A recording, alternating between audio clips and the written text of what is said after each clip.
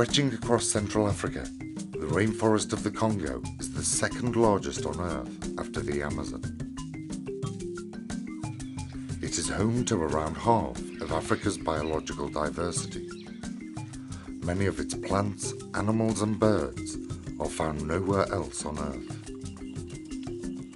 Among these species are forest elephants and 3 of the world's great apes, including gorillas and bonobos.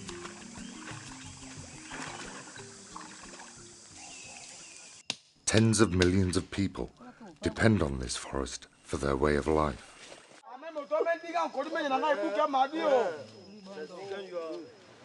It also plays a vital role in regulating the global climate. Yet today, this rainforest is in jeopardy. Across Central Africa, logging companies are plundering the rainforest for high-value timber, opening up remote areas which others then exploit. The timber is then exported to Europe and other international markets. Over 2/3 of the remaining intact rainforest lies within the Democratic Republic of Congo. Despite years of civil war, much of these forests remained untouched by industrial loggers. Yet while the country is rich in resources, 90% of its people live on less than $1 a day.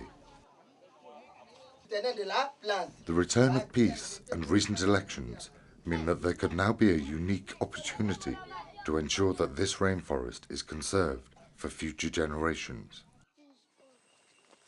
However, a new battle for control of the country's rainforest is looming.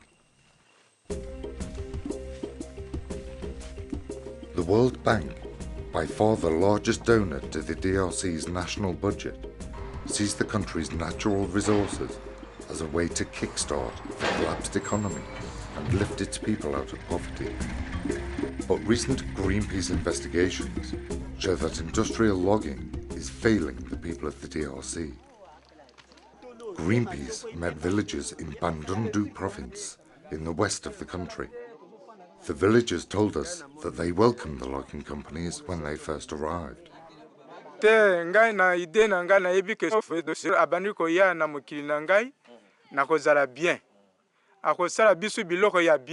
Mais jusqu'à présent, tous en souffrance, moko ya makasi. Parce que kanisa kite de tokobika ba chômeur ba kolunga na musa ba kozwa misala mais sikoyo to komise na ndenge moko ya pamba. At the riverside town of Tolle, as in many other villages in the DRC, community leaders have been encouraged to sign social responsibility contracts written by logging companies. In these, they trade away access to huge areas of rainforest in exchange for gifts and promises of schools and hospitals. But far from genuinely contributing to poverty alleviation, companies have repeatedly failed to deliver. C'était la moitié d'un casier de bière, un sac de sucre, un sachet de sucre 5 kilos divisé par 2, 6 barres de savon, encore un sac de sel. À 2 aussi à diviser. C'était ça. Some in this community speak only the local language, Lingala. One villager was told by the logging company to sign the contract anyway, even though it was written in French.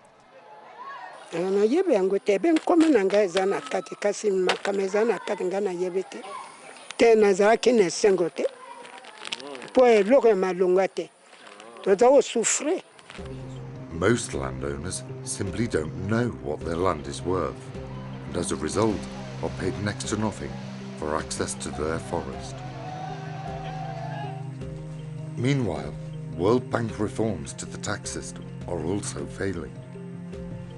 40% of area taxes paid by logging companies are meant to support local development, such as building schools and hospitals. However, even the bank admits that not a penny of the taxes raised in the last 3 years have reached local communities.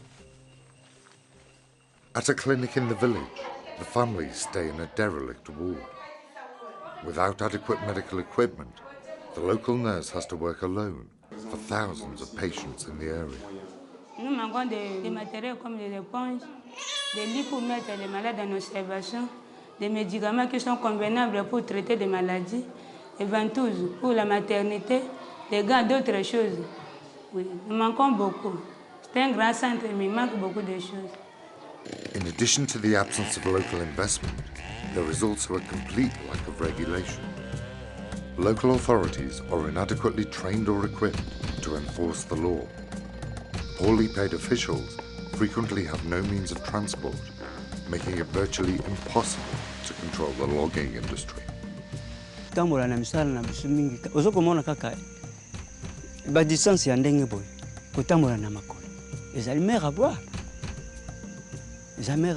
Il faut kaka bisu moko kende osala mwa moke osala location ya ba vélo à votre propre frais oya kokome pa niveau ya vélo ça ceux qui na koti na camion qui na kende contrôle na vélo ça est ye moko zo kende contrôle le pa na est-ce akondi mapunda bosola mbala moko okende contrôle ezalaka toujours. Il faut aussi une permission. La raison pour laquelle il y a un banda kolukake, na statistique pour nga mona la comparaison. Ndenge to monaka na ndenge zali ko koke. Place wana ni bachibiso kaliwa. These problems should not have been difficult to predict, since similar forest sector reforms implemented by the World Bank in Cameroon 10 years ago have also failed to deliver.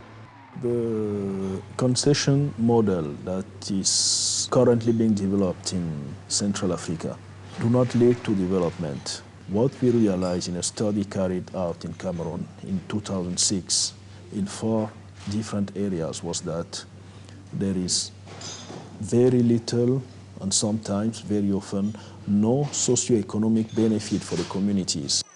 So what lies ahead for the rainforest and the people of the DRC? Lawyer Roger Machuba is clear that the answer is not industrial logging. The experience we have, the logging didn't support the reduction of poverty. I can give you an example. When someone dies in forests concession, he don't have a coffin. The school don't have a bench. The people don't have work. How can we support that? Right now, this rainforest is at a crossroad.